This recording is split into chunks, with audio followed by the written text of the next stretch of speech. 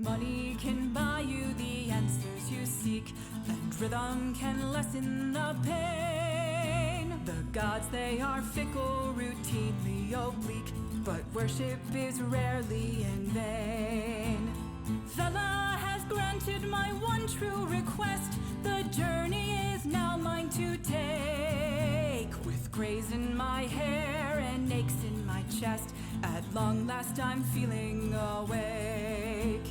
Loves have I lost, and friends have I made, and many hard drinks have I downed. The devil I've crossed, that debt yet unpaid, but to Rowan my soul is bound.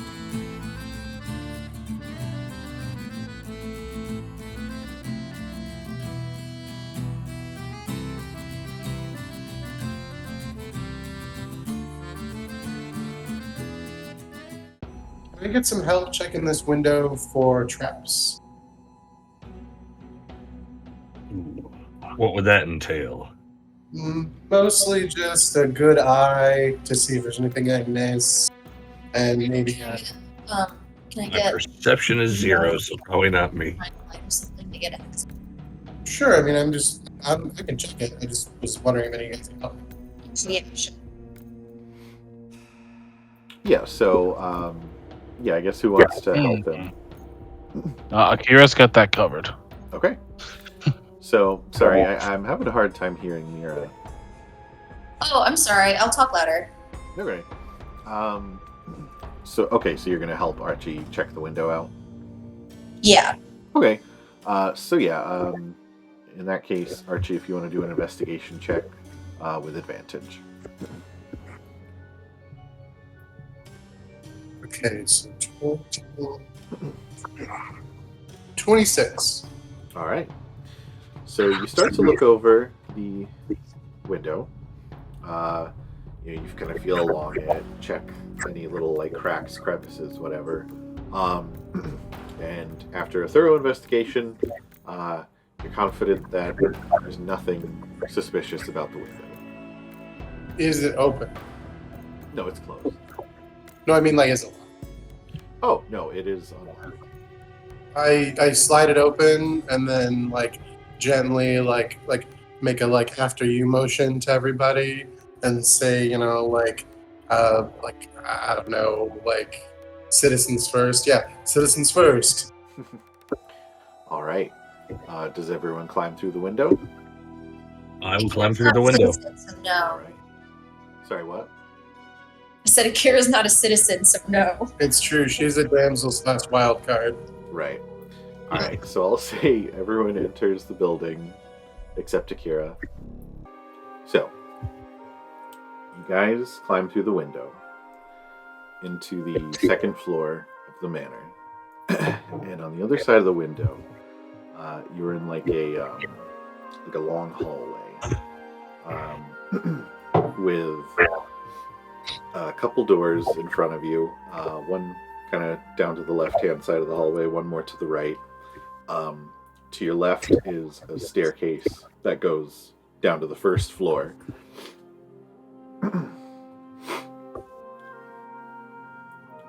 And also, Akira, you notice sort of on the end of the hallway to the right is a small chain dangling from the hallway ceiling. What does it look like, I guess? Sorry? What does it look like? The chain, is it delicate? Yeah, no, it's like a small chain. Okay, I pull it. Okay, you go over and pull it? Sure. Alright, so you pull it, and a small section of the ceiling opens up, and a ladder comes down. It's like one of those little ladders up to an attic.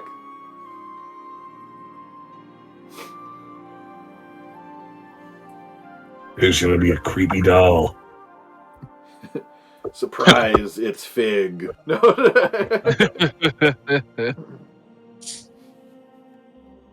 Attics and basements. Yep. All right. So,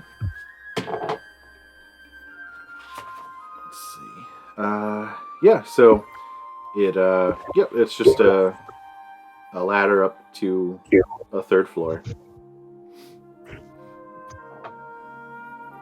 I mean, we may as well start from the top. All right. So who goes up first? Grandma can go up first. Okay. So Grabak, you climb up the ladder, up into the attic. The abyss. You sort of expect an attic to be like a storage, or not like, usually aren't the nicest looking rooms in a house. But as you climb up and turn around and look into the room, you see that the attic is actually set up like an office. There's like bookshelves lining the back wall. There's a large, like very nice wooden desk with some like papers and stuff on it. I'll tell everybody what I see and be like, hey, come on up. It seems relatively safe. Right. All right, yeah, so Grabak's up there. I assume everyone follows him up. Sure. Yeah. Okay. So the rest of you climb up, and like I said, it's just like a big office.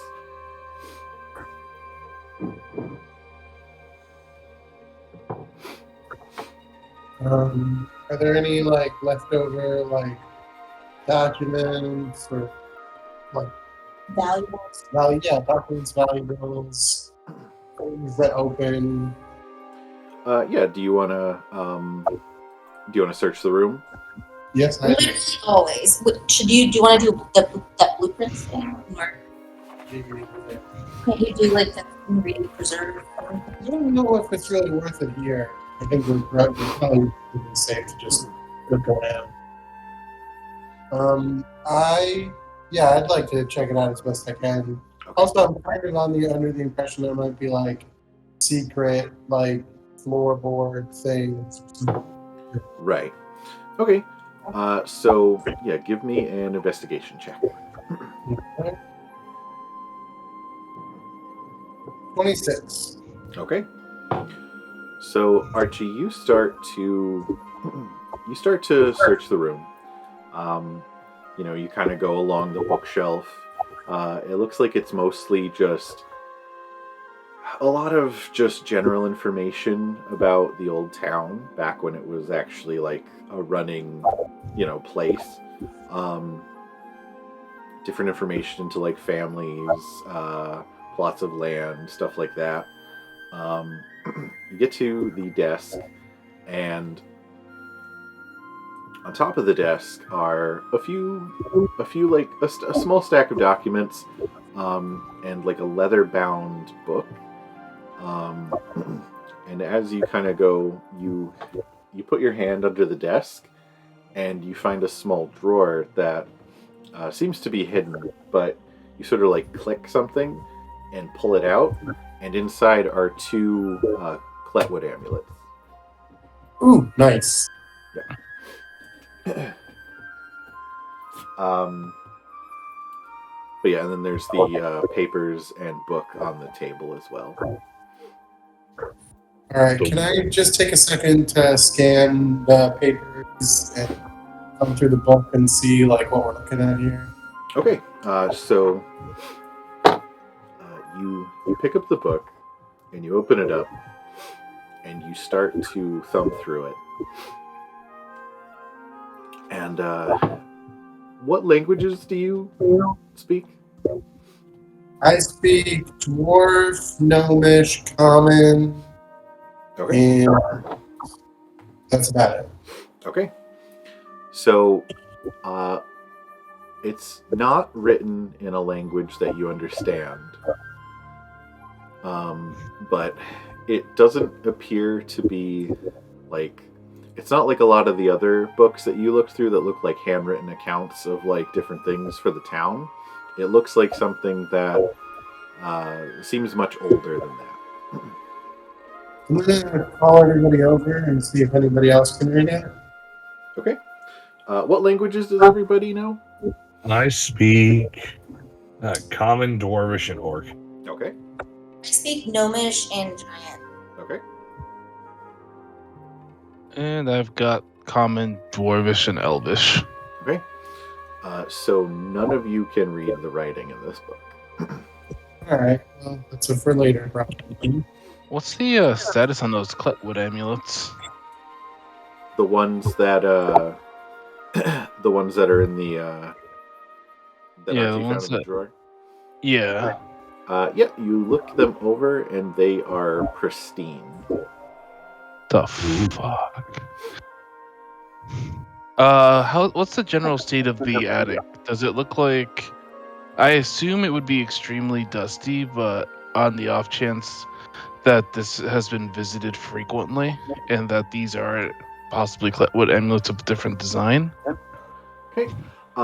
So actually, you would need to roll for this. Just Yep. as you guys are walking around, like it is very thick with dust. Like as you guys are walking, you're leaving very long like tracks through the dust and everything. And you know, Archie had to dust off the book and everything to Mm-hmm. look it over. So yeah, it looks like you guys are probably the first people who've been up here in a very long time. For the documents that Archie found, those are written in common, and they're just more general things about like just different descriptions of plots of land and whatnot. One thing that does stick out to you seems to be a letter that was written.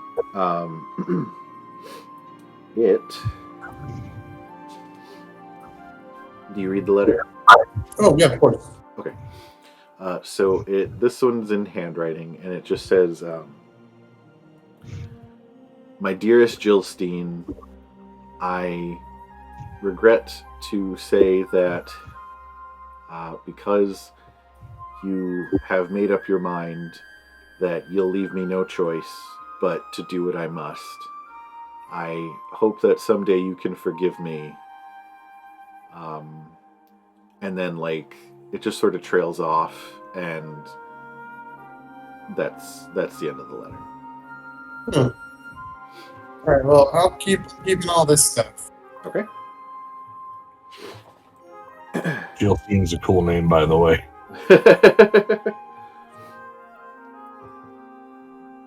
You can thank whatever random name generator I...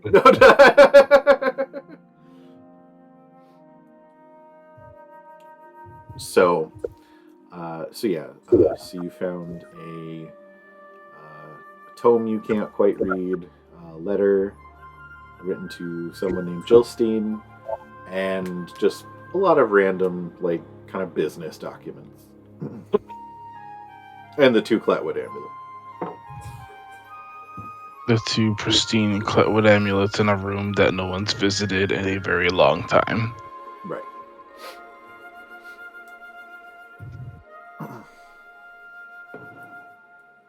All right. No. Because I know no hidden compartments in the desk or anything. No, like big bottoms and drawers. When Archie clicked the thing out, it seemed to be a drawer that was like sort of partially hidden. Cool. Yeah, like it was a panel that popped out. Gotcha. Yeah. So, that's pretty much everything you guys find up in the attic. I'm satisfied to head down. How about everyone else? Yeah, I'll go with that. Okay. So yeah, you guys head back down from the attic. And now in the hallway, there's a door directly to your right, a door at the end of the hallway on the right, and then the staircase down to the first floor.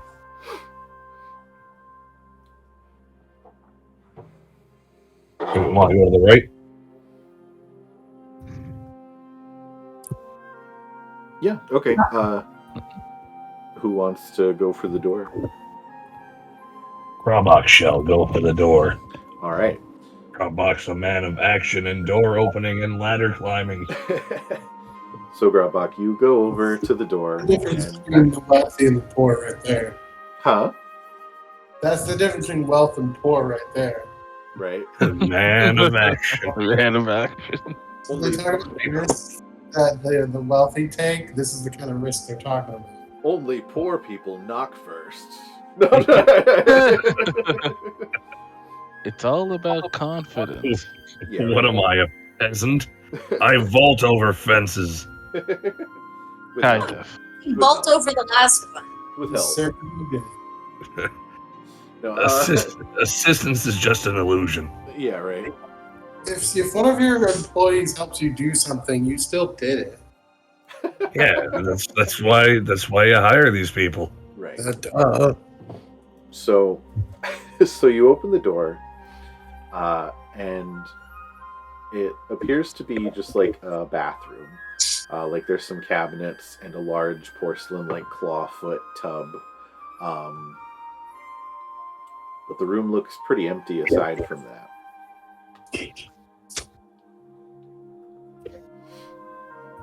Can I inspect the tub, see if there's anything in there? Sure. Give me an investigation check. 18. All right, that's really good. That was with a -1. Right. Ho ho. So yeah, Grobak goes over to the tub, inspects it, and it seems like just a pretty nice, fancy bathtub. It's fairly clean. There's nothing in it. It's just pretty ordinary. Right. Nothing else of note in there, he said? Just some cabinets. Oh, let me check the cabinets just in case. Okay. Yeah, so you go over to the cabinets and you open them up, and all but one are empty, and the only thing in the one that isn't empty is just a dead rat. I'll No ooze. cover that with a handkerchief Right. and close the cabinet again. Oh no, this is like a mummified, like long dead, like.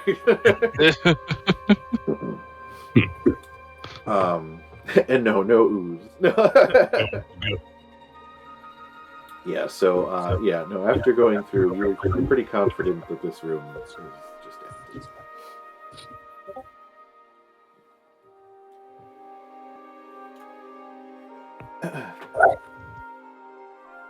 Were there any?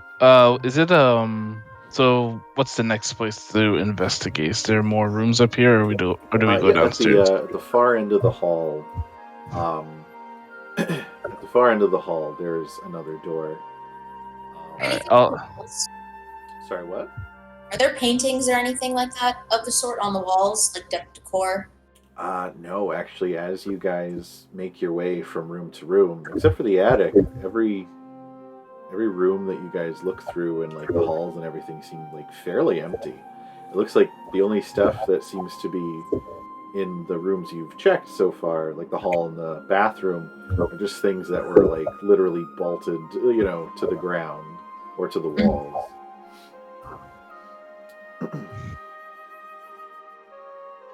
Alright, I'll go check the other room out.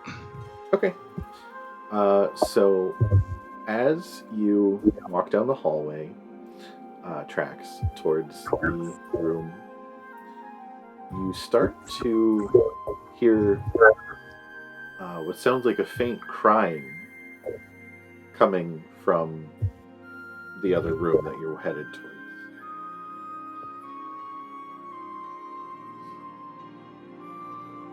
Anyone else hear that? Hey? Oh. No, go on. As everyone else starts to approach, Akira, you hear it too. Archie and Grobak don't really seem to notice, but Akira, you also start to hear a faint crying. Okay. Does it sound like a child? Is it like can we tell like what gender the voice is? Masculine. Give me a. Actually, no. With your passive perception, you can tell it's either a child or a woman. Okay. Hmm.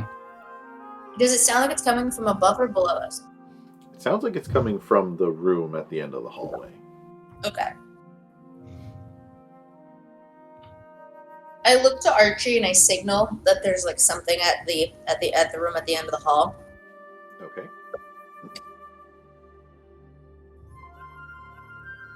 And then I guess I start. Trax, you're headed towards there, right? Yeah, I was just gonna push it open quietly to take a peek. Okay. Yeah, I'll follow behind Trax like a reasonable distance away. Okay. Yeah, we're doing that thieves now.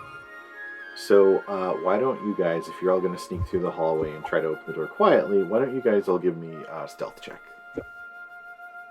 24. Okay. 20? Okay. Drax got 22. 13. That's still okay, though.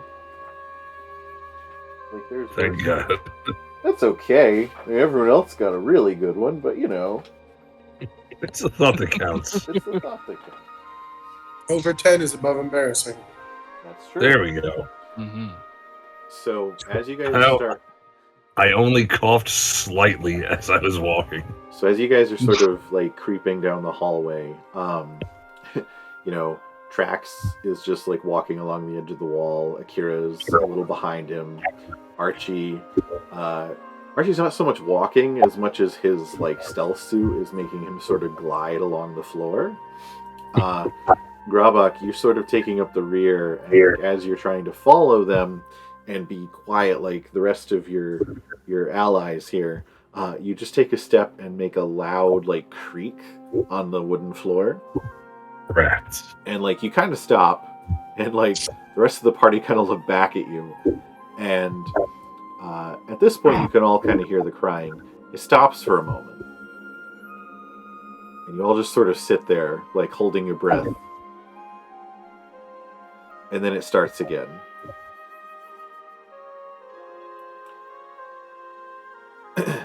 And then after it continues for a minute, you guys can continue down the hallway.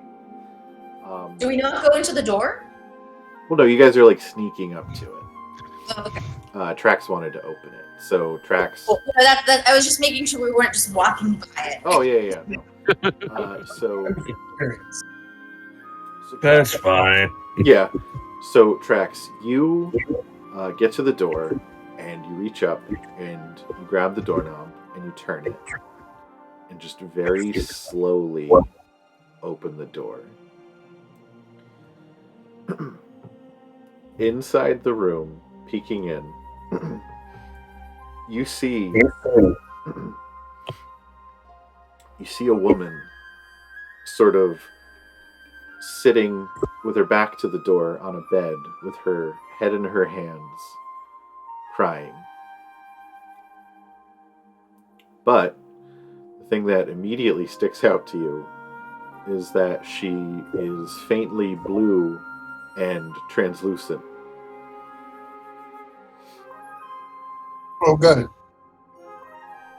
So, And can I silently close the door? Okay. Sure. Yeah. Yeah. So you just slowly pull the door closed. Can he And, comically say it's a go? Yeah. Right. Yes. Trigger everyone running down the same hallway in a loop. You know.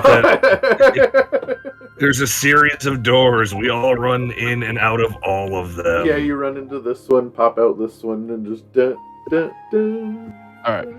So I believe there's a ghost in there, but to make sure I'm not seeing things, someone else should go and open this door and check real quick. I don't want to 'Cause sound insane, but there might be a ghost. So. Yeah, so who wants to also try to open the door? Someone should confirm this. I have a history of seeing things sometimes, so Well, to grub ghosts are just freeloaders. Off in a house it doesn't own. We should proceed without so much class. What do I know about ghosts? Like, what would I roll to actually know about like ghost studies? You know that you ain't afraid of none. Yeah. That's a fact, Jack. So, all right, Archie, give me, I'd say either history or religion you can do. Let's see which one of those I'm doing. Oh, surprising. What can I know for a 14? For a 14, Nothing. well, which did you do? So that was history. History. Okay. So, off of 14, you would know that, obviously ghosts do exist, and mostly they are just the unfortunate result of people who, just didn't cross over into whichever afterlife they believe in, or whichever god they worshipped, or something. Generally, the idea is it's probably better than going to, like, the hells or the abyss, but it's also not great.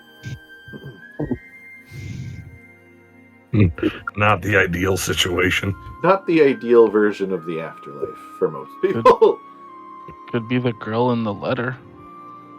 Yeah, That's sure. what I was thinking. So, like, I'm all for helping a ghost move on with its mortal business and whatnot, but maybe we should also just try and avoid upsetting this one.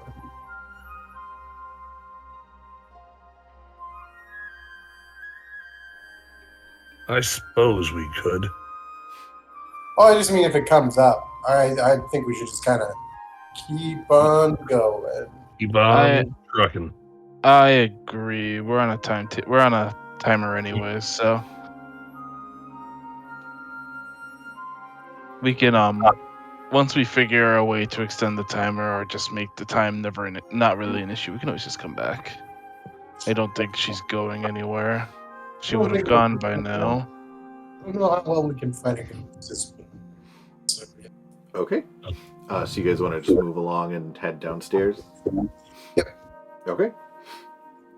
So yeah, you guys, you guys close the door, and just to alleviate tracks a little bit, like, the rest of you hear this ghostly woman crying, so it's not just, you guys didn't all see it, but you definitely hear her. You know it's there. Right. I'm just making sure. That's Right. all. I'm just. I've had issue. Yeah. That's all. That's just why you being were calm. like. That's why when I said only you heard it, you were like, Okay. I've So you been guys here start- for too long. Yeah, right. So you guys start heading down the stairs, and at the bottom of the stairs, it's a small room with a door in front of you, and then it sort of wraps around to to like another doorway.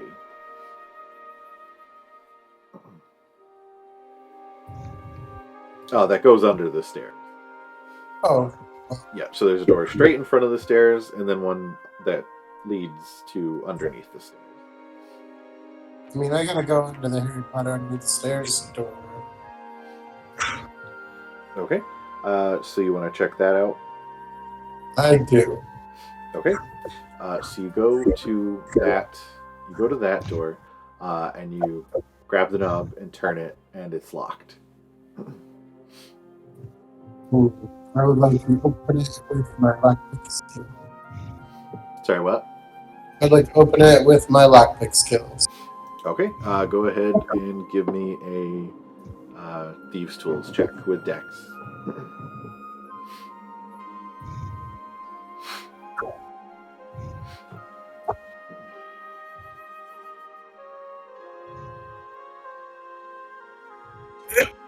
20, like not natural, but 20. 20? Okay.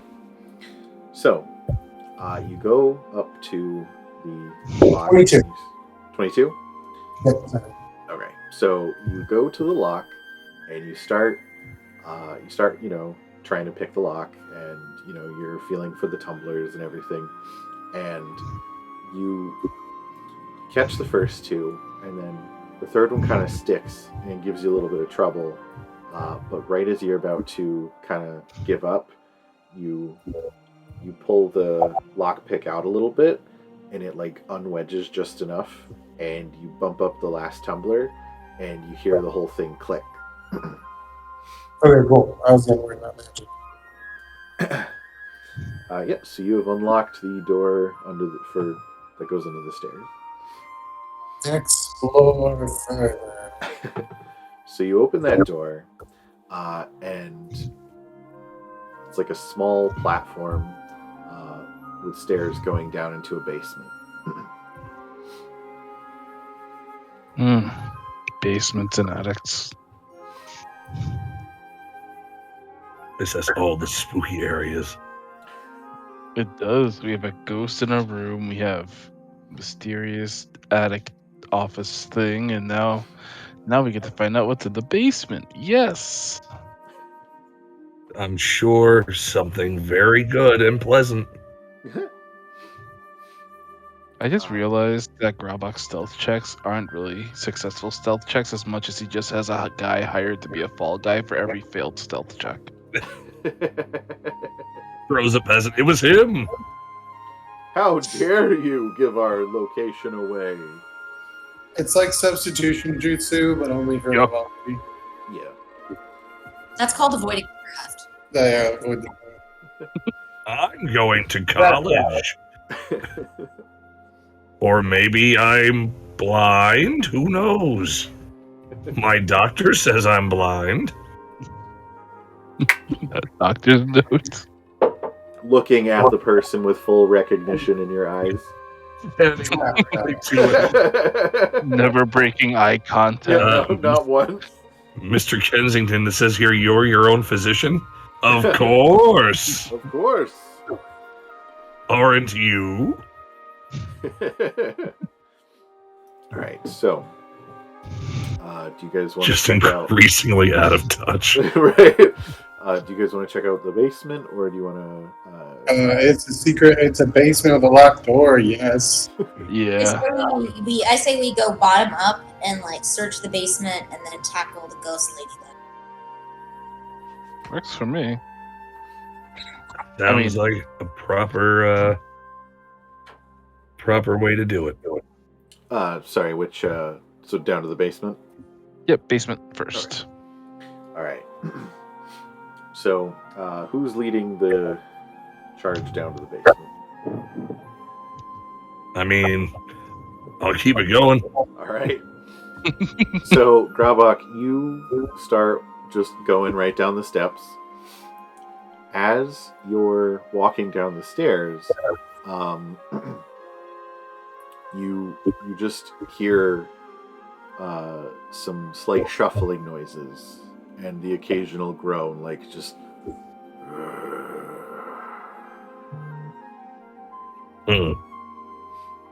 Sounds like they have a peasant down here. Do you keep going, or? I will keep going. All right.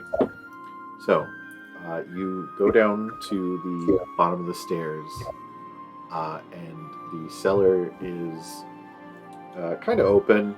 It looks like there were shelves for different things, like maybe like storage, wine, all kinds of different stuff, but it's all very empty.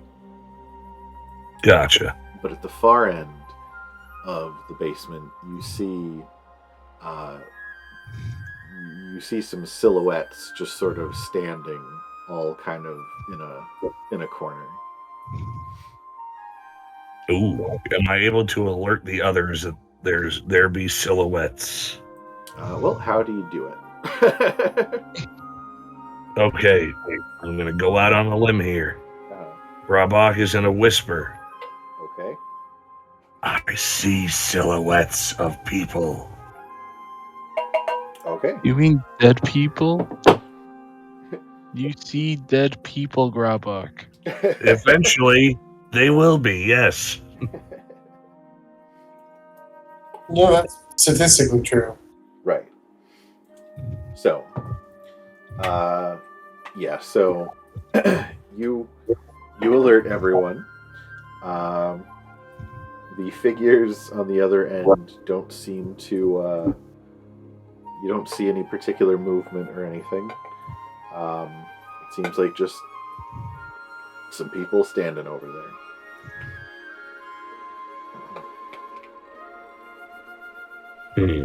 Do they look like they're standing over there, like, menacingly? You know what? Give me an insight check.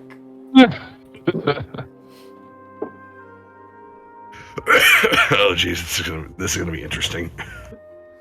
Can I use my echo to scare Grabok? 13. You know what? The luckiest of numbers. Sure. What do you do?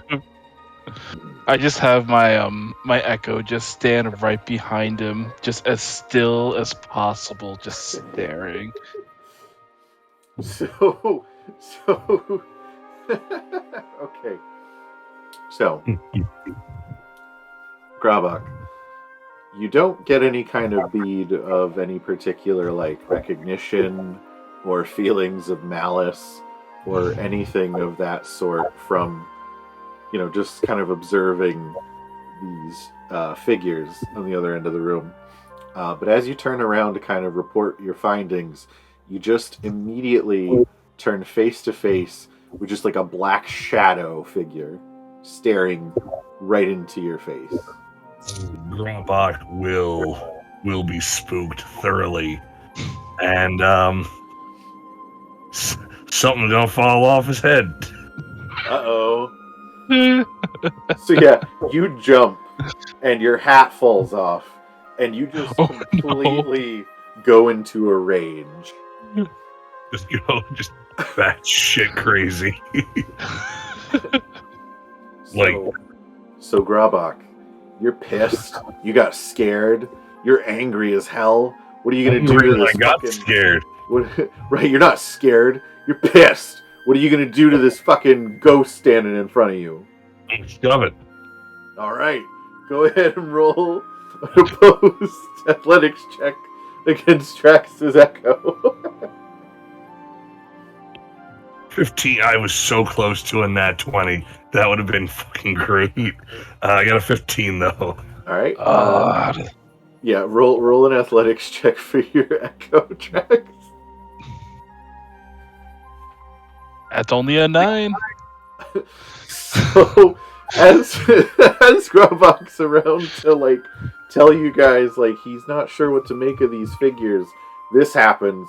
Your hat falls off. You just get pissed. You just like, whoa! And you shove this ghost on its ass.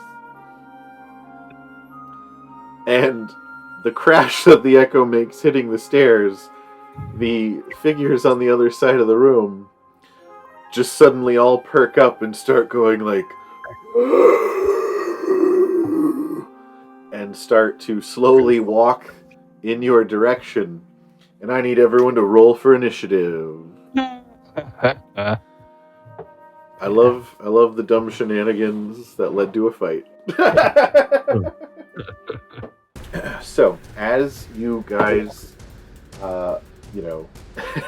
as this whole thing sort of goes down, the figures start making their way over to you, and first up is Akira. Am I making?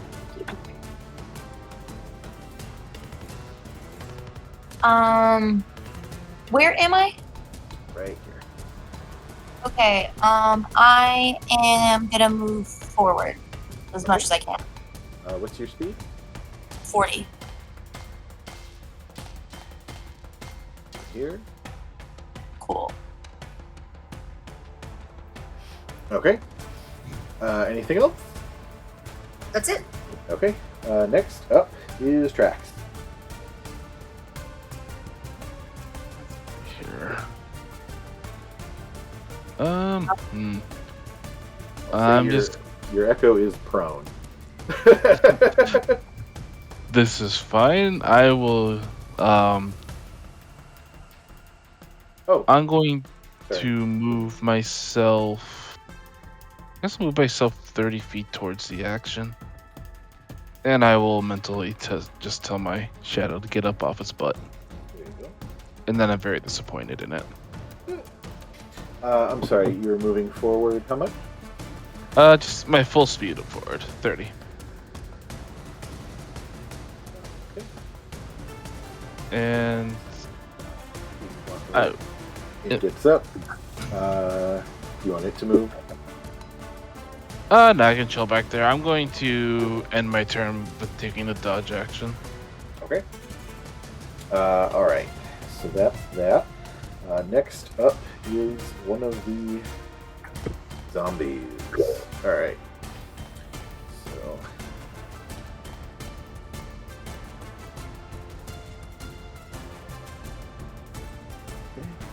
It's going to take a dash action to just start heading your way. All right. Next up is Archie.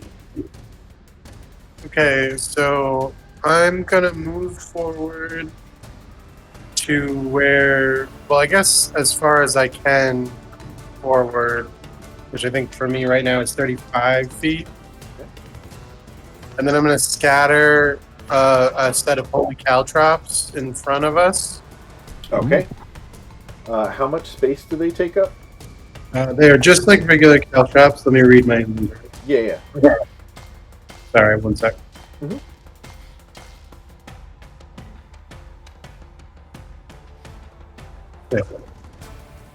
Okay, so as an action, you can spread the bag to cover a square area that is 5 feet on a side. Okay. What is that? So it's a 5-foot square. So it would cover one square on the map. Oh, okay, well, I mean, I guess I do that. Okay. I'm going to just put down. I'm going to put down a D4 because it kind of looks like a caltrop on the map. All right. So, all right. You still have a bonus action if you got anything with that. For now, I will just. I'm going to command Gizmo to position himself like above the nearest zombie, basically. You can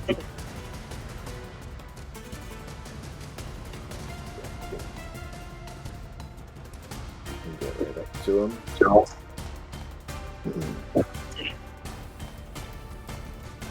Okay. All right. That's your turn? Yep. Okay. Next up is one of the zombies. It's going to dash. All right. It's right up to you guys, but it used its action to dash. So that's its turn. Next up is another one of the zombies. Gonna dash. Alright. Next up is Grubach. Okay. I am in the back there, correct? Yeah, you're right here. Perfect. Figured that was me. I am going to try and get as close as I can to the nearest zombie.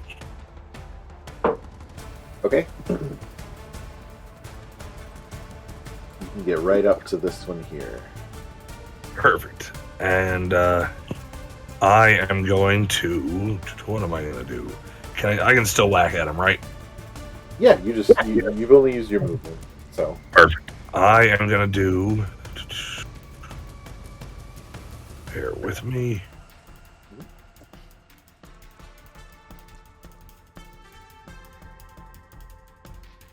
I'm going to attack him with my tail. Okay. Yeah, go ahead and roll to hit. 17. That hits. Go ahead and roll damage. 8 piercing damage.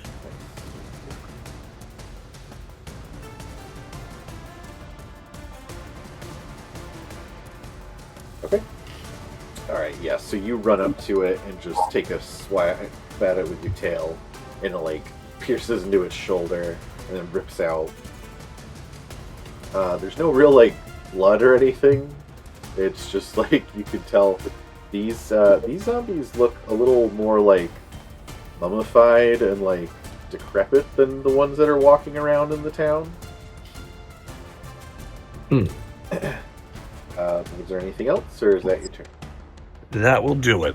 Okay. Actually, I will just let you know, because I think it's a thing you can do in the rules, because you made a weapon attack. You can bonus action make an unarmed strike. Oh, fantastic! I will do that.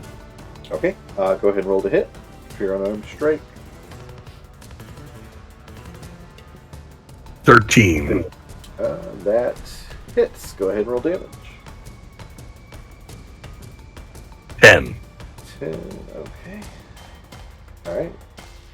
Alright, so that's your turn. Next up is another one of the zombies. It's going to just run forward.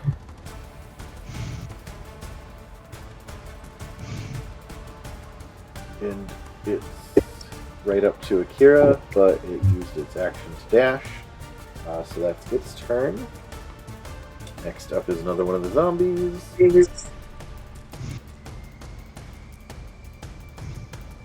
We're going to say, I'm going to put it here, but it's on the same spot. It's just under Gizmo. And then this last one. Okay.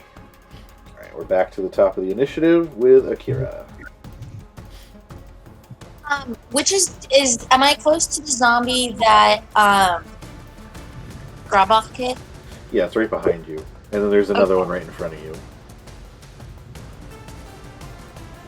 Let me swing at the one behind me first. Okay, go ahead and roll to hit. 16. Okay, that hits. Wait, sorry, 14.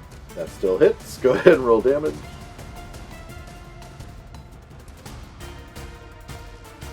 6 bludgeoning damage? 6.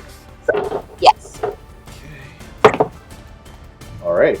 You spin around and just splatter this thing's head, and its body just drops dead on the ground. Sweet. Alright. Anything else? And then I'm going to use my bonus action to do an unarmed strike. Okay. Yep, go ahead and roll to hit. 23. That hits. Go ahead and roll damage. 7. Okay. Let's see. Hold on. 7? Yes. Alright. Let me delete the one off the initiative. Okay. Alright. So that is Kira's turn. Trax, you're up. Alright, where am I? You're right here. Alright.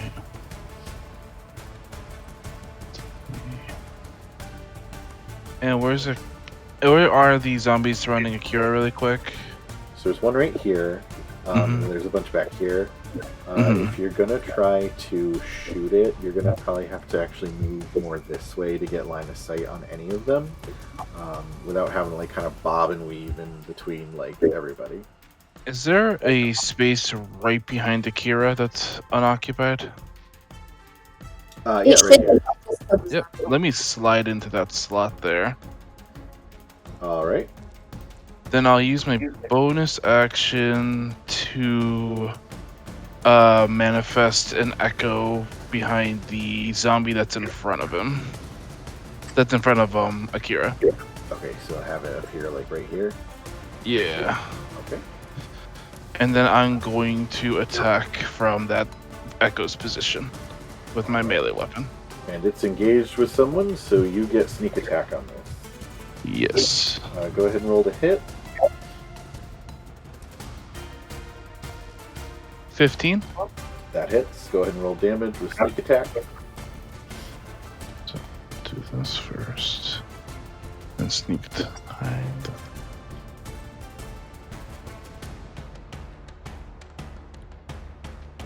So 13 damage. Nice. Okay. So yeah, your echo like bamps behind it and just stabs it in the back, and it's just like.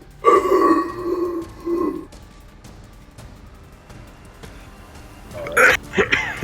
Next up is one of the zombies. It's going to go up to your echo and take a swipe at it with its rusty little hatchet. Does an 18 hit your echo? Yes, it does. Alright, I need a dice for damage. Alright, let's see.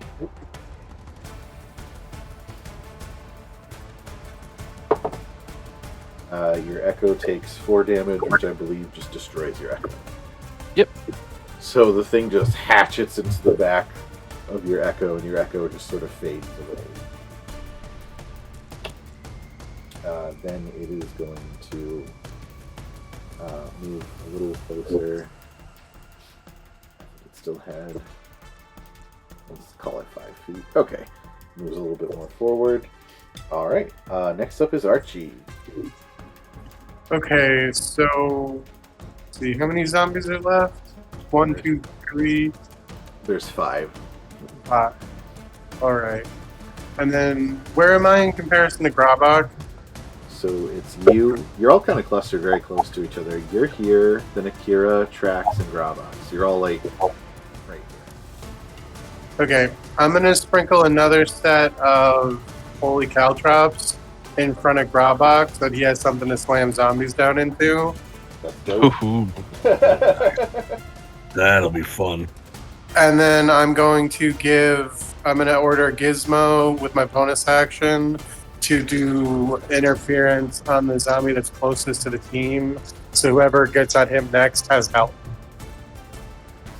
We'll have Gizmo fly over here. And yeah. Okay. And then I'm just gonna, stand there looking golden in the hopes that something's coming up to attack me. Right. All right. So next up is the zombie here, which, because I love you like a brother, is dumb enough to walk right in your couch. Oh man, that's sick. Yep. All right. So what's the save on the caltrip? It's 15, and I believe it is dexterity. Ooh. Good thing these things have a -2 dexterity. Got a 10, so it takes 1 piercing damage. Plus, roll 2d6 for the radiant damage. Noise. 9 damage. Nice. Okay. So yeah, it like trips and like stumbles into the caltrips, looks down, and just keeps walking. But like as it's walking, there's like a shimmer of like sparkling light under its feet, and it's like, and like you can see it like crackling up the legs of the zombie, but it still just sort of walks towards you. So it does walk into the caltrips, but it does take a swipe at you with its hatchet.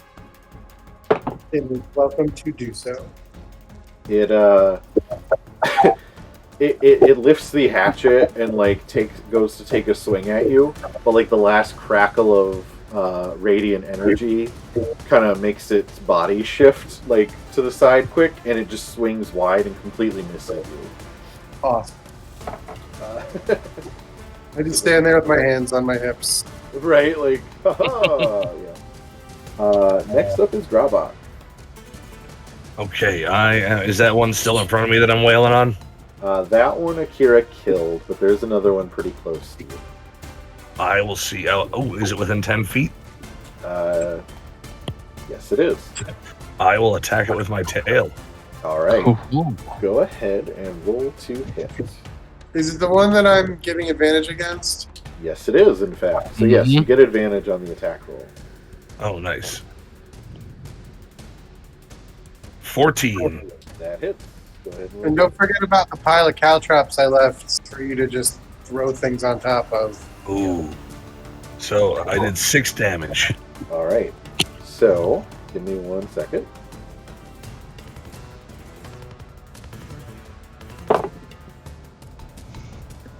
All right.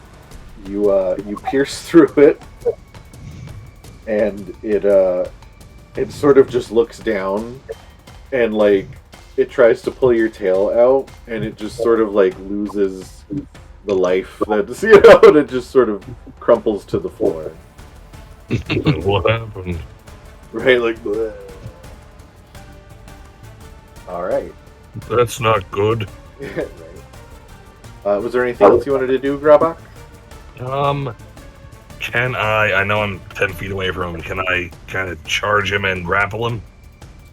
Well, that one died. Oh, he did? Oh, Yeah. then I will, You can move still, if you want to.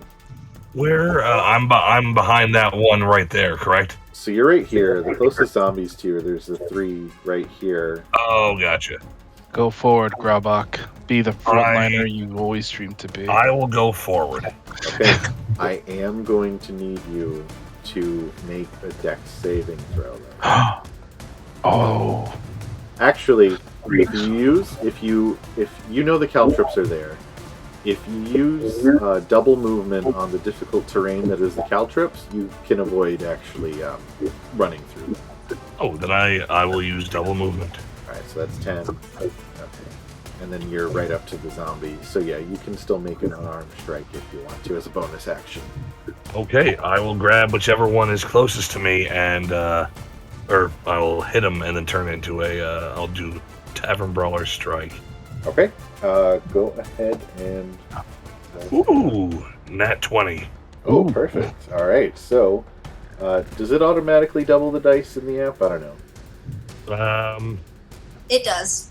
Yeah, it does. Oh yeah, 2D. Okay, perfect. Okay, go ahead and roll for damage. That's neat. I like that. Yeah. 10 damage. And what I'd like to do is, let's see. When I hit a creature with an unarmed strike, I can use a bonus action to attempt to grapple the target. So. But your unarmed strike was a bonus action. It was. Damn, I can't do a bonus action off a bonus action, I take it. Yep. Then I will leave him be for now. You do run up and just wail it in the gut, though. Just Take that, you son of a bitch. If it still needed to breathe, you would have knocked the wind right out of it. Alright, next up is the zombie you hit. He's going to take a swipe at you with his axe. Does a 16 hit you? 16 will hit me. Okay. So... my reaction. Huh? I use my reaction against the zombie. Okay. What are you doing? You have to roll again and take the lower of it. You're casting. I'm casting silvery barbs. Oh, okay. There you go. I was like, okay, but what are you doing? Right. And then I guess I also roll a 20. Do you? Yeah, because I rolled a cast a spell. Because you cast a spell. Well, you do, yeah. Yeah. I rolled a 2. Oh. So, but I'm gonna give disadvantage to the zombie, and then I'll empower myself. Okay. So unfortunately, I actually rolled the same thing twice, even with disadvantage. So, okay, here's how we're gonna resolve this. So the zombie goes to swing at Grabak with its axe, right? And just Akira sort of like makes like hand gestures, and like this thread of like silvery white light wraps around the zombie, but the zombie manages to pull out of it and still just slashes Grabak. Grabak, you take 7 points of damage reduced to 3 because you're raging. So you take 3 points. Boom. There we go. Now, Akira. So, Akira, as the silvery barb spell finishes, your eyes start to glow white. And just a ball of light starts to like come out of your body. And starts to just sort of gently float around you for a moment. Then, the ball of light pops, and this small creature is floating in the air in front of you. It appears to be like a cylindrical metallic creature with very thin little frail arms and legs and little metallic wings, and it just has one large like ocular lens in the center of its head, and it just sort of floats around, looks at you, and gives you a little nod. And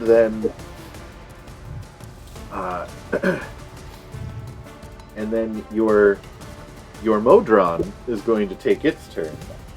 Wait. After your turn. What? So, actually, I'll have it go now, because it's not going to get a turn this round otherwise. This seems incredibly appropriate for Talon to get a Modron. So, alright, let me read the Modron real fast. Okay. So, the thing just starts sort of making, like, weird beeping, buzzing, and clicking sounds. It turns and sees the zombies, and it's going to just hold its hand out, and, like, this, like, light and, like, numbers and, like, holograms appear. It closes its hand around them, and a javelin appears, and it just throws it at one of the zombies. So, it hits, and alright. It throws it at the zombie over here, and gets a, it catches one of the zombies, and does 2 points of piercing damage.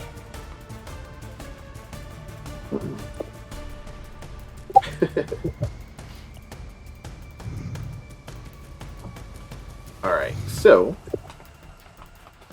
that is that. Was there anything else? Actually, hold on. No, that was a reaction to a zombie attacking. Yeah. So that's the zombie's turn.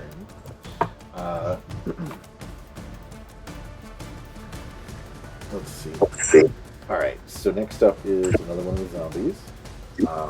It's going to attack the Modron in front of it.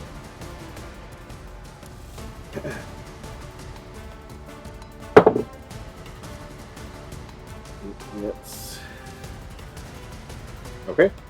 It tries to hit the Modron, and it hits, but it just doesn't pierce through the metallic skin of the Modron. Then we're back to the top of the round with Akira. Okay, so which am I next to a zombie?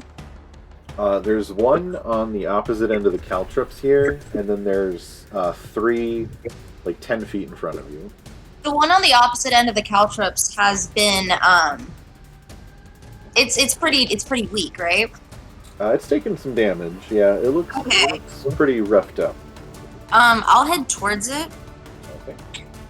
And I'll attack it. Okay. So we'll say you take your time to not run right into the caltrops. Go ahead and roll to hit. 25. Okay, that hits. Go ahead and roll damage. 6. All right. That. So you crack it across the shoulder with your bat, and like you hear bones shattering on impact, but like its arm just sort of drops low and like It's just sort of dangling. Like, you could tell the whole thing's, like, dislocated. But, you know, being undead, it just doesn't really care. Okay, I'm going to use the key point. Okay. This is your last one, I think, right? And then what I'm gonna do is I'm going to attack it once with one unarmed strike. Alright, a flurry of blows. Okay. Yeah. Go ahead and roll to hit. 13. That hits. Go ahead and roll damage. 5. Okay. Give me 1 second. Okay. So you punch it right in the face, and like you hear bones shatter, and like the thing's just like its face is all collapsed in, and like by all accounts this thing looks like it should have dropped dead, but it just doesn't. Fine, I'll hit it one more time. Alright, go ahead and roll to hit. Only 10. That hits. Okay, I want to use my claws though. Okay. 7 slashing. Okay. Alright. That time you rip into it and like it just like collapses. And that one is dead. Okay, and then I want to move forward to the next zombie. Okay. The space right in front of you is the space of the Modron. So you can move up. Just Can I go like around, like where the caltrops are, and then kind of go under Gizmo? Yeah. So Okay. I'll say you run up right here if you want. Could I move like? Could I be like one square like towards like away like down? Like this way? Yes. Okay. Thank you. To be like diagonal from it. Awesome. Okay. That way you're not right in the middle of a bunch of them. Yes. Okay. So that is Akira's turn. Next up is the Modron.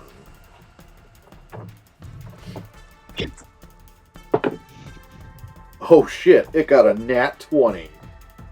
Awesome. Great. So it pulls out like a magical dagger. Not really magical, but you know, like all digital and shit. Where is he getting it from? He spawns them from nothing. Alright, so it got... Alright, so it pulls out the dagger and just stabs one of the zombies right in the face. And does 8 damage to it. Alright. Then it's going to... Actually, let me just double check. I think Modrons have a flight speed. Sure do. It's going to fly up in the air, just to sort of be like up towards where Gizmo is. So we'll say it flies straight up to where like Gizmo is. All right. Next up is Trax. Okay.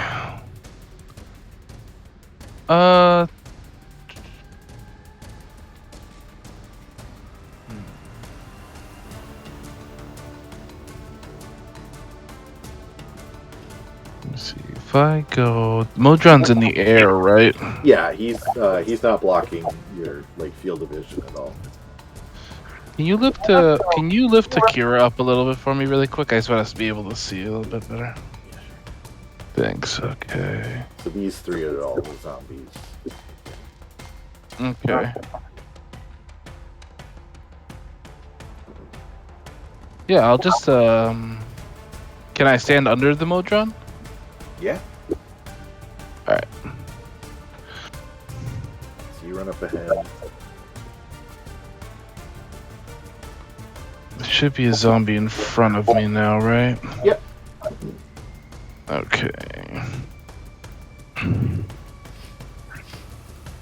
And Drawback is engaged with technically the 2 right in front of you. that's what I thought. Okay. Yep. So I will go on and attack. Okay. Go ahead and roll to hit.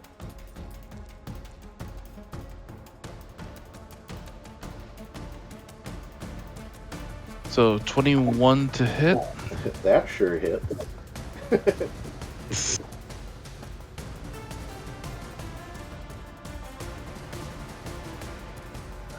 Yeah, go ahead and roll damage. So that'll be 14 damage. Then I'll use my bonus action for the other strike. Okay, go ahead and roll the hit. 16. That hit. Right, that's just gonna be a D4. Yep. And that'll be another 6 damage. Alright, so yeah, you run up and just start like swirling around your weapon and just carving into this thing. One of its arms falls off. You know? Alright, next up is actually the zombie that you just stabbed a bunch. It's going to, with its arm that still remains, try to stab you with it, or slash you with its axe. That is fair. It gets a natural one, and like That is also fair. it goes like it's gonna hit you with its arm holding the axe, and then just for no reason really, it just swings like its shoulder where you just severed its arm off. Oh, no. All right, that's its turn. Archie, you're up. Okay, so which zombie has taken the least damage? Based on just a quick observation, the one Trax is fighting seems to be the least beat up with its severed arm, and the other two are just real rough looking. Okay, well, because of the way that my lightning launcher works, I'm going to attack that zombie with lightning from my cool, like, chest phoenix laser. So I'll say if you want to hit it, you might just have to move up a little bit just to get out of line of sight of accident. Like, you don't want to hit track. What if I was to do, like, an acrobatic leap in the air, like cool superhero? I'd say you could try that, but if you do real bad, you're going to hit tracks. Man, I don't know. It feels so worth it. No, I'll move a little, as long as it's not an impractical thing to do. Yeah. So, alright. So you move up there, and then you're aiming for the one Trax just slashed up. Yeah, give it a shot. Okay, go ahead and roll to hit with your lightning laser. That was a 22 hit. No, actually, that just misses. No, go ahead and roll damage. Perfect. So the first hit is 7, Okay. and then I'm gonna jolt it with the second lightning blitz, which is 6 maximum damage. Sorry, how much damage was it altogether? The total damage is 13. Alright, so yeah, you blast it, and like, it's just like, it's standing there for a minute, like, you can see the electricity surging through its body. It's like,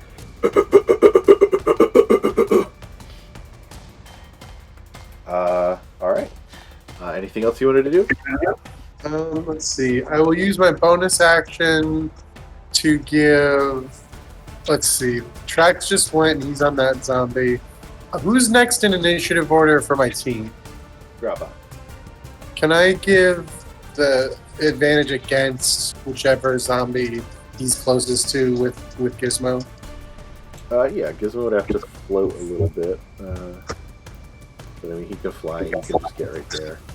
So yeah, Gizmo can fly over here to the other side of this zombie and give the help action. Yep. So help action against that zombie for whoever happens to attack it. Alright, that your turn? Yep, that's my turn. Alright, Grabak, you're up. Okay. Am I still? Oh, I didn't grapple that fella. Grabak. It's time. I'm German going suplex. to right into the caltrops. I will, not the one on the far end, but the one like right in front of me, if I can see correctly. Yeah. I'm gonna unarmed strike him. Alright.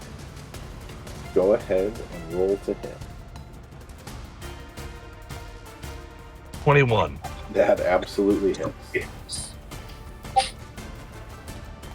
That'll be 7 damage. All right. And I'm going to do a bonus action and turn that into a grapple. Yeah. And if I can, I will grapple him and kind of suplex him into the caltrops. All right. So let me check one thing, actually. If that's doable. I think so. But let me just double check. I know that with the way that the caltrops work, even if we're not being creative about what's possible with the grapple, if he can just move him into the square, that counts for caltrop. I think you're right. One of the advantages of them is that you can if someone is capable of moving something in and out of the caltrops, they keep triggering like bullshit as many times as it can happen in a turn. Nice. So if I like spread a square and we just keep on baseball batting something back and forth in a caltrops line, it can take the damage each time it like touches the caltrop square. All right. So first off, because you're attempting to grapple, we just have to do opposed athletics check. 15. Yeah, you totally get him. Two. Sorry, I'm trying to find, because you have like a couple abilities that are like, do a thing, do another thing. Alright, so you do have him grappled, but you already used your action and bonus action. Who did we lose? Looks like Ernesto just blipped out. But I think he's back. Yeah. What Jesse said is correct, though. You can drag him into the caltrum. So I will do that. Alright. So I'll say you move back 10 feet. You pull it into the thing. What's it, a 15 dex save, Jesse? It is a 15 dex save, but I do believe he would maybe have disadvantage because he's grappled. Actually, that is fair. I will roll again. Oh yeah, he absolutely failed. Go ahead, Gravok, and roll 2d6 radiant damage. I may call you Grabok, but I will think of you as Zangief. 7 damage. Alright. Not to be weird, not to be werewolf's advocate, but since Gravok's using all 3 of his werewolf forms right now, doesn't his claws give him something? Yeah, but he With- didn't use his claws, he used a punch. Oh, okay. Yeah. So Gravok, you punch this thing, right? And like it reels back, and before it falls backwards, you grab it by the shoulder and just sort of like force it down onto the floor, and then you just drag it through the caltrops, and as you're dragging it through the caltrops, like the radiant energy starts popping through its body, and when you let go, the thing's just totally dead. Nice. Alright. So Honestly, even without holy caltrops, I think I'll just keep some around for Gravok to be like, yeah, no, this is the match. Get You're fucked. going By through. By all means, yes. Caltrop, like, get wrecked. Alright, so next up is one of the remaining zombies here. It's going to take a hatchet swipe at Akira. It only gets an 11, so I assume that misses. Yeah. So it goes to hit you, and you just sort of like casually like block its arm out of the way, you know. With that, we're back to the top of the round. It's your turn, Akira. Okay, excuse me. I am going to go after the, let's see. I'll go after the zombie I'm closest to. Okay. Why not? Yeah. Go ahead and roll to hit.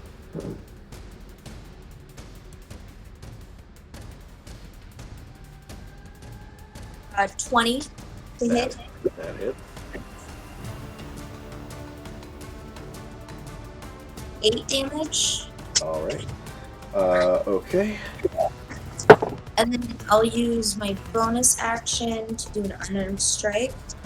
You don't even have to. Your club just crushes it and it crumples to the floor dead. Sweet. Okay, then I'll go after. Then I'll use my movement to go to the next zombie. Yep, that's easy enough. It's only like right. It's pretty much right in front of you.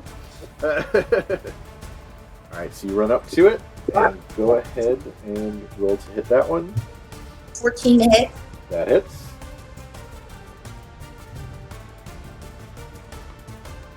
Five damage.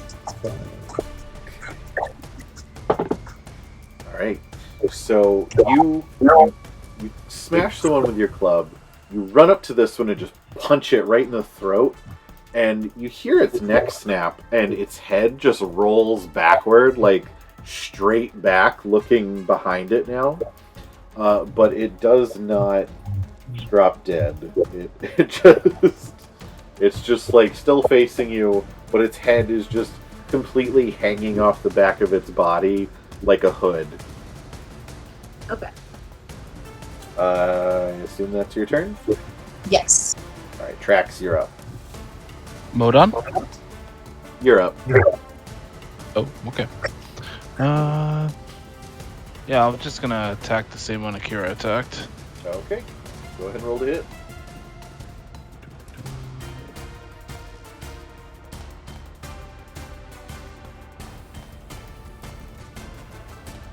$16 to hit. That hits. Go ahead and roll damage.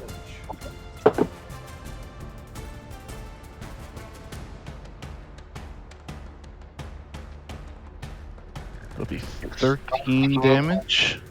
Okay. Alright. So you run up to it, and you slash it, and you just completely, like, sever its upper torso from its legs, and just, it lands, and, like, as it lands, its head that was hanging off the back of it just hits the ground first, and, like, it drops its torso onto its head, and just the sinew and flesh just snaps, and it just stops moving. Typical Sunday morning.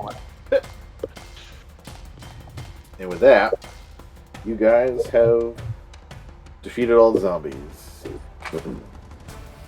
Now give me 1 second to read. Okay.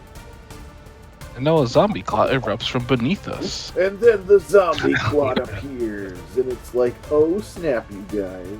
So, you guys, get to the basement, find some zombies, kill some zombies, and what would you like to do? So what's the deal with this this floating clockwork abomination angel? So, would you like to check it out for a moment? More than anything, almost ever. So, go ahead and roll me, I'd say either investigation or arcana. Okay.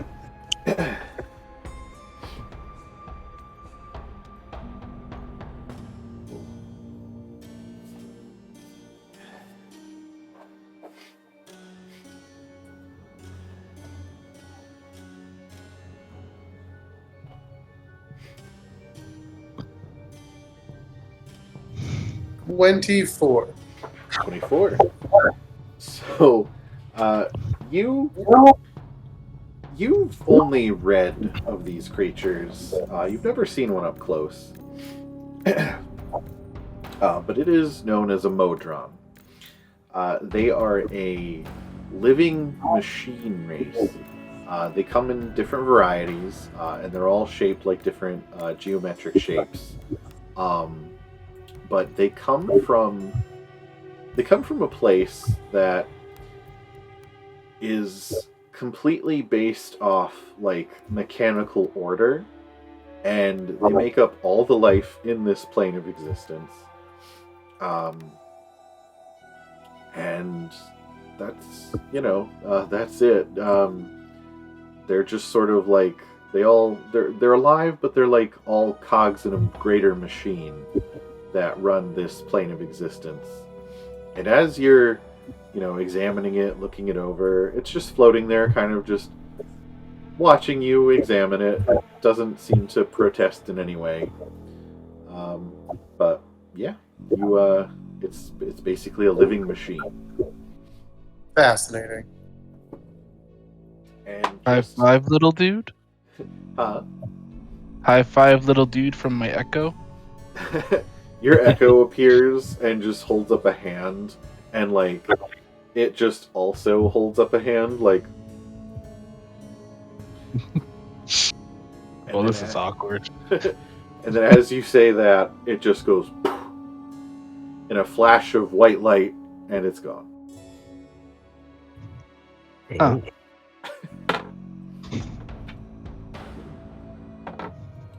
So, after clearing out the zombies, you guys, you have free reign of the cellar here.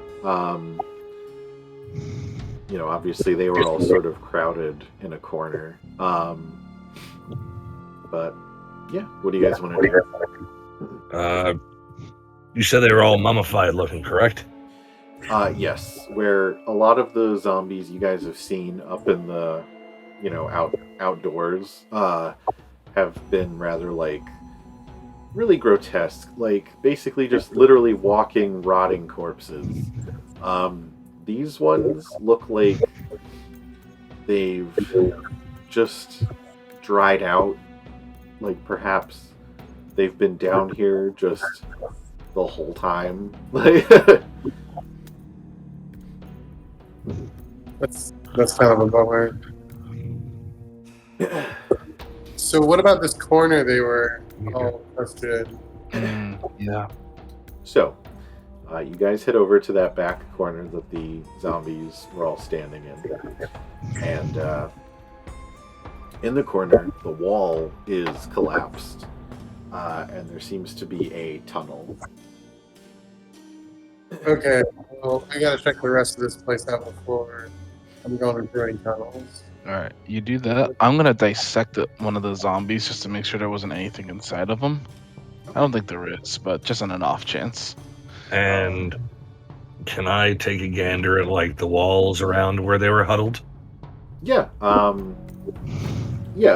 So real quick, Trax, give me either an investigation or a medicine check.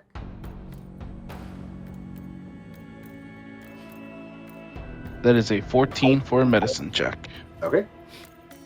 So, you just grab one of the ones that's in slightly better condition than the others after you guys destroyed them. And you take your blade and you just kind of carve its chest open. As you open it up, it's just it's very dried out. There's no bodily fluids or anything at this point. But no, you don't find anything inside. It's just shriveled organs and whatnot. Fair enough. Grabak, you go to the cavern entrance, and you want to check out the stone and stuff. Yeah. Okay. Just kind of see if there's anything weird about it. Oh, really fast, I throw Grabak's top hat back on top of his head. Ah, yeah. That'll help. Well, fun fact, Grabak's out of rages anyway. Nice. Oh, I need to sleep. Don't Wait, I? so if his rage ends, does a top hat just grow out of his head? Or just pop in place? Yeah, right. It's like a in his mind, waiting. it's like a Just magically floats over to it. yeah, it's like an old an old arcade video game. It's just blinks, ba-ding, ba-ding, ba-ding, and it just appears again. Yes. So Grabak, you go over to the walls.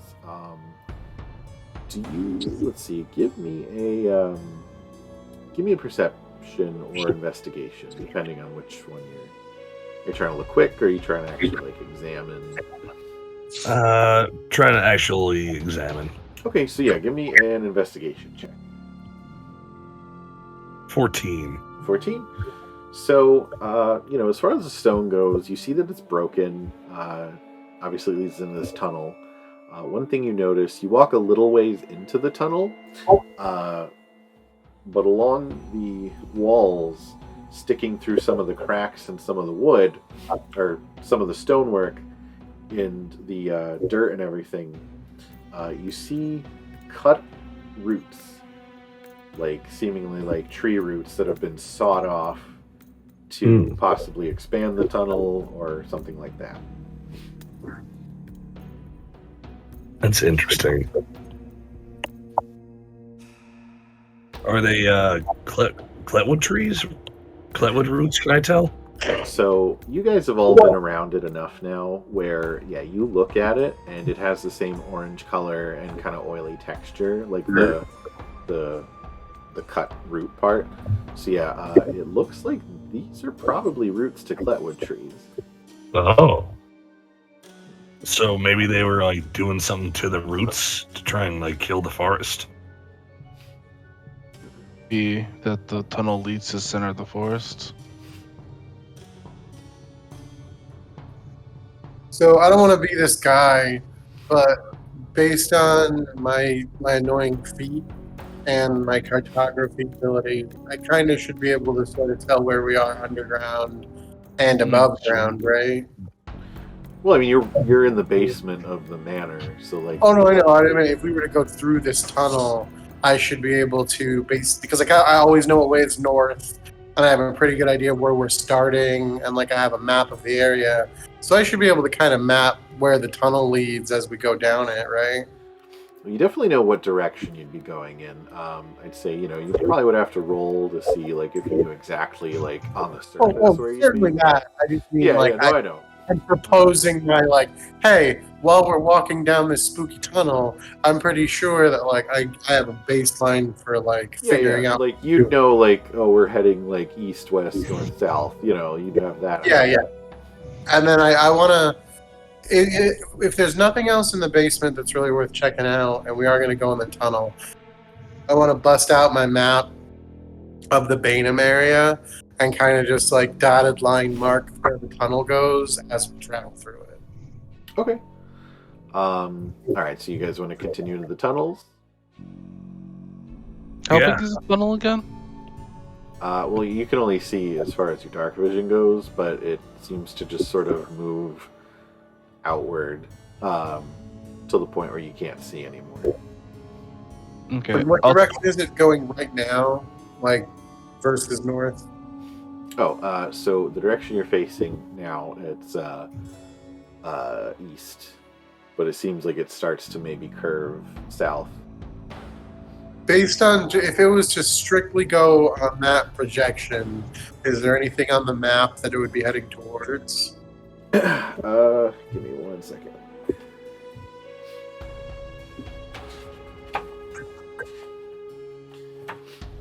So, based on the direction, if it continues east, it would actually be heading towards the wall that surrounds Old Baenum. But if it starts to dip south, it would actually lead more towards the church area. Okay. So yeah, I'm down to check this out if everyone else is. Yeah, I'm down. Yeah, definitely. Okay, so I'm gonna break out my map making tools and my crazy brain, and we're gonna head down this tunnel cautiously. All right. I'm gonna take the points that just tell me where to go. Okay. Here, give me 1 minute. If we do reach any forks or odd movements, just give me a second to assess our direction and keep a good record of it. All right. Yep, I'll let you know when that happens. So, Trax, you're taking the lead. You start to head into the tunnel. It's pretty thin. So you guys pretty much have to go through it single file.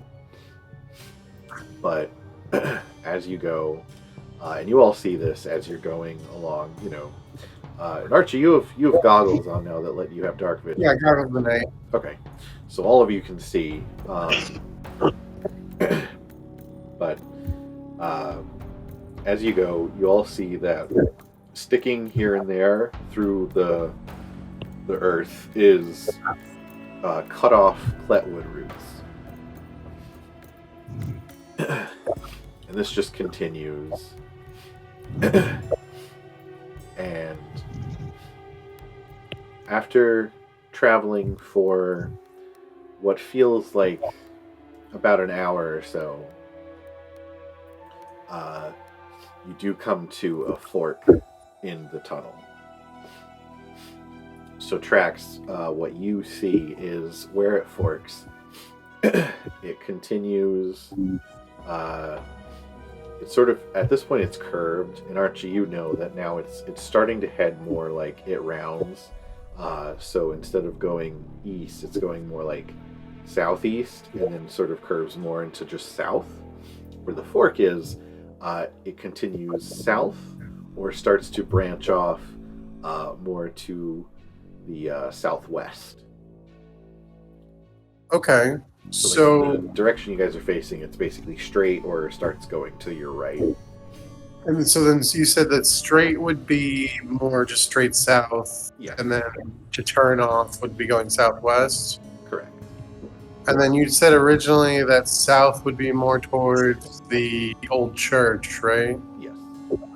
And then what would southwest hook us over towards? Because that would be basically turning around the wall, right? So looking at the map, going south, like you said, would go towards the church. Going southwest would veer more towards the hanging tree? Right, towards the hanging tree in the town square. Okay. I propose all this to everybody and kind of point on the map, above ground map, where we are underground versus where what's up. You know, like, oh hey, this is actually we're actually here if you look, you know, at the map. Right. And then, you know, if anybody has any position on where we should go next, I think it's kind of up in the air. Yeah. There might be something at the hanging tree that may or may not have been crossed out.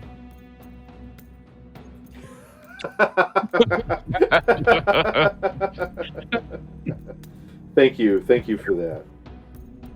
We may want to investigate.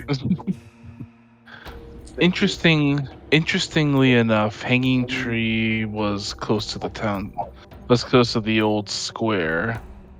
So it would make sense to investigate the hanging tree just based off its proximity to the old town square. Mm-hmm. Especially since it's like an underground tunnel too. So it seems all very malicious in a sense.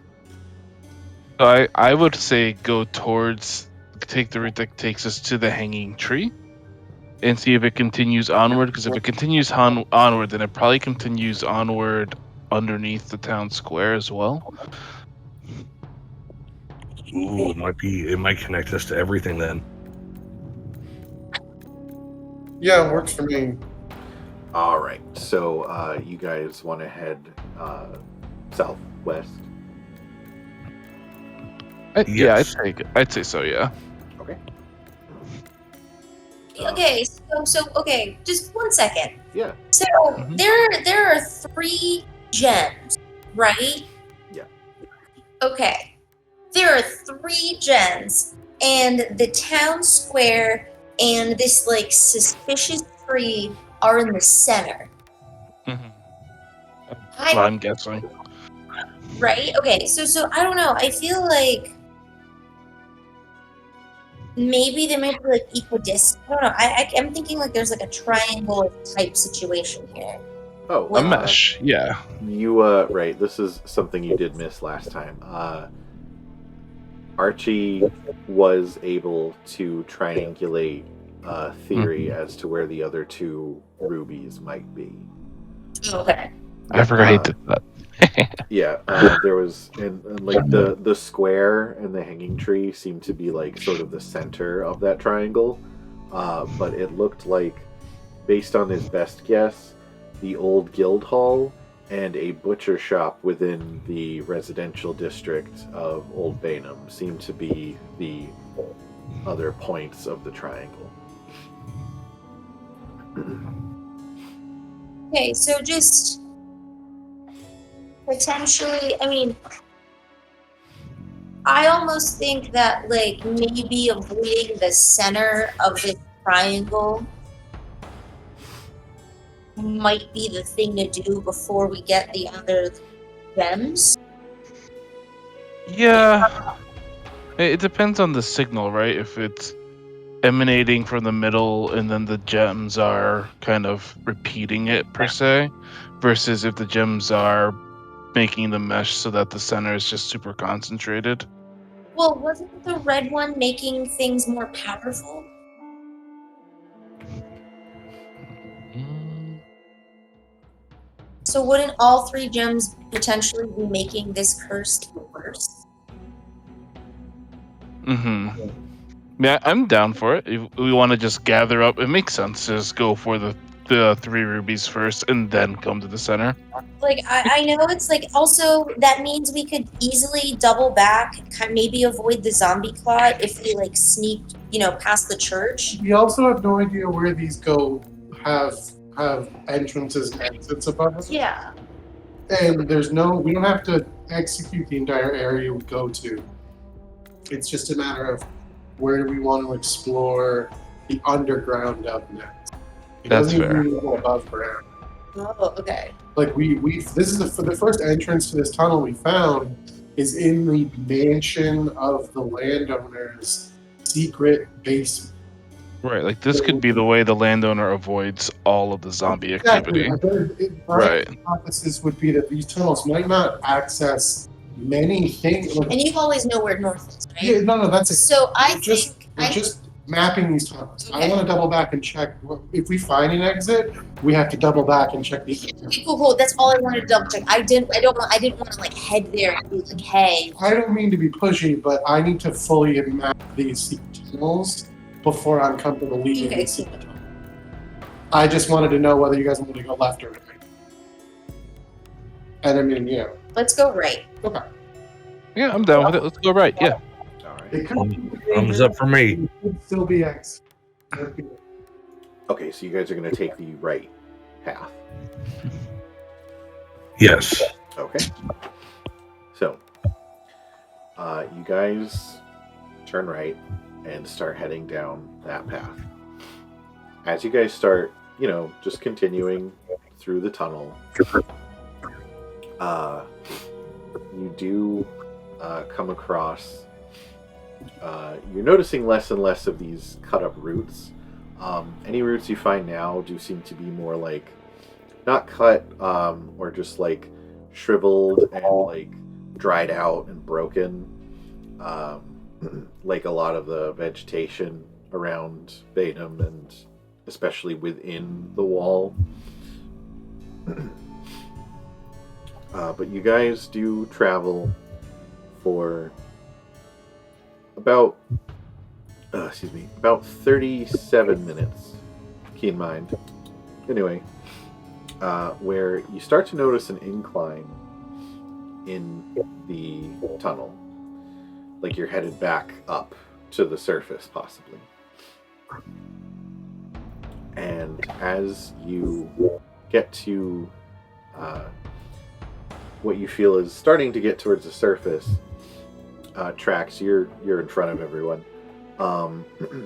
There is you start to see a small glint of moonlight shining into the tunnel, and the tunnel seems to continue. But if you look up, there is an opening that seems to be covered with like dirt and wood and like.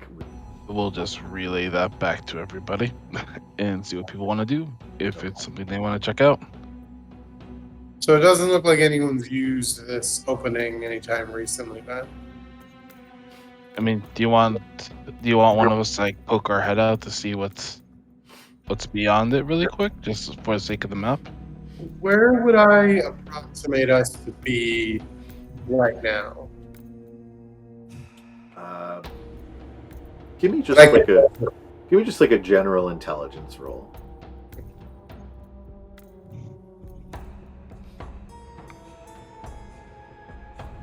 $14. Okay. So, based on the amount of time you traveled, you think you might be close to the center of town, but you might also be just sort of in the middle of a field. So it's certainly not a bad idea to check out, just get a good idea of where we are. Just be ready, I guess. Who wants to poke their head up? I'll poke my head out. All right. So we're kind of... Or could I? Maybe. Could I put my secondary top hat on my cane and poke it out?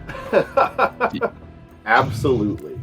So Grabak kind of squeezes by everybody, takes his hat and puts it in like a cane, and just sort of gently pokes it out of the hole. And how long do you wait with it? And I thought I was an artificer. Maybe like 2 minutes and just kind of wiggle it around a bit. So you're holding it up, and you're like shaking it around, like trying to jostle things and make noise, But yeah, you do that for a couple minutes, and nothing. Okay, I think it's safe to say it's safe to go up there. What time is it? Honestly, at this point, it's probably close to midnight. Okay. I'll poke my head out. All right. So, Trax, there's enough roots and things to use as like steps for yourselves to climb up out of this. Okay. There's not like a ladder, but the roots are enough to basically make a ladder. Mm-hmm. So you climb up, and you poke your head out. And as you come out, you look, and the opening is sort of in the ground underneath this just massive, like, black tree. And as you look up, this thing looks like just like a real Tim Burton-esque tree, just all like gnarled and mangled, and just like completely black bark and like just massive, I'm gonna just yell back to everyone, hanging tree. What? No. The seriously fucked up shit up here. Right?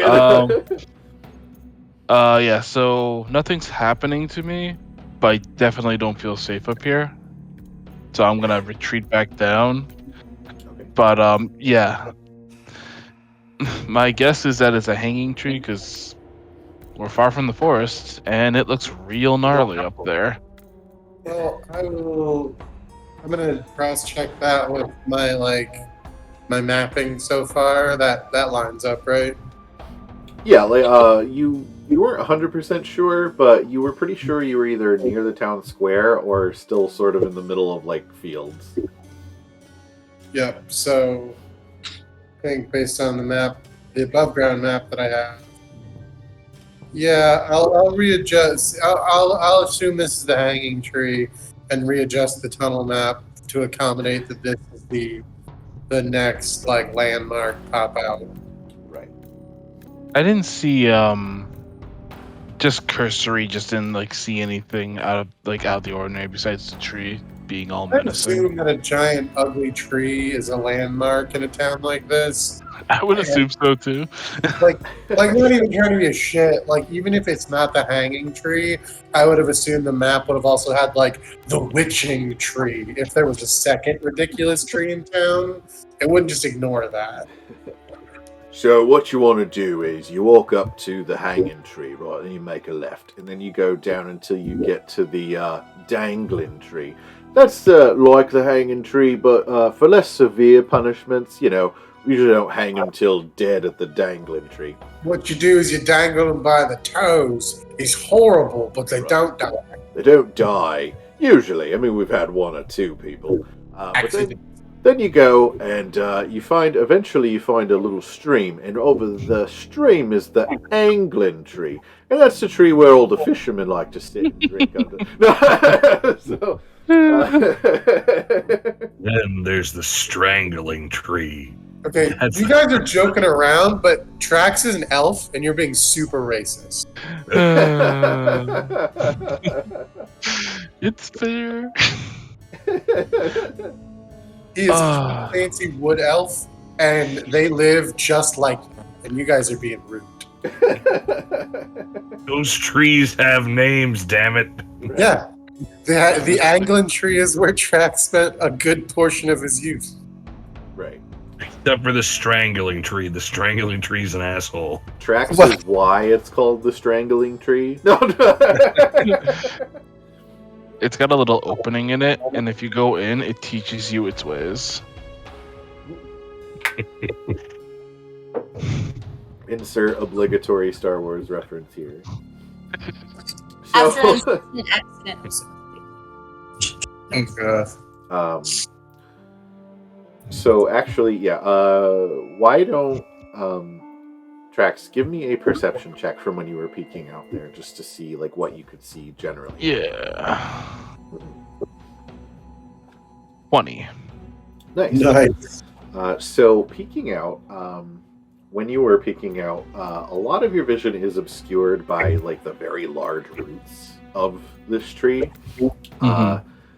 But over to your right, you got a bit of a view where the root kind of went arched up over and then back into the ground. You could see, you could see what you assume to be the town square. It seemed like a large, cobblestone area with a bunch of like busted up, dilapidated buildings. But other than that, nothing really sticks out to you. All right, so I will pass on the information confirming